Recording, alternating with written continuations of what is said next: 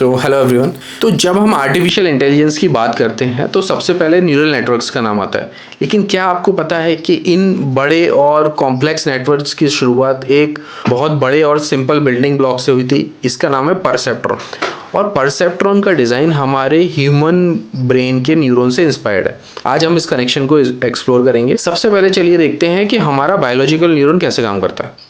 एक न्यूरॉन के तीन मेन पार्ट्स होते हैं। डेंड्राइट ये इनपुट रिसीव करता है। सेल बॉडी यहाँ पर सारे इनपुट्स कंबाइन होते हैं। एक्सोम ये आउटपुट सिग्नल भेजता है, बट जब जब इनपुट एक सर्टेन थ्रेशोल्ड क्रॉस कर लेता है।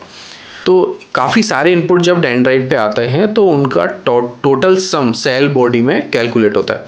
अगर ये सम एक स्पेसिफिक थ्रेशोल्ड से ज़्यादा है तो न्यूरॉन फायर करता है और एक्सॉन के थ्रू एक सिग्नल आगे भेजता है। और अगर अगर सम थ्रेशोल्ड से कम है तो न्यूरॉन साइलेंट रहता है और इस प्रोसेस को ऑल और नथिंग प्रिंसिपल भी कहते हैं।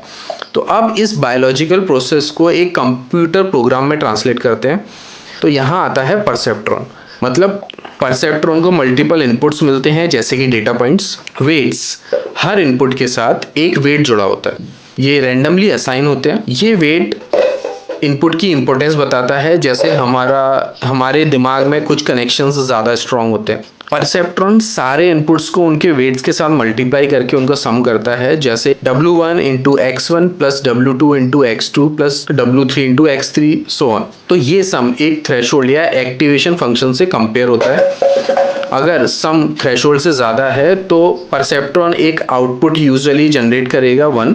अगर कम है तो जनरेट करेगा 0 and the output is simple binary decision just like अ 0 और 1, just like a biological neuron either fire और इट डज नॉट फायर। तो यार परसेप्ट्रॉन हमारे बायोलॉजिकल न्यूरॉन का एक सिंप्लीफाइड मैथमेटिकल मॉडल है।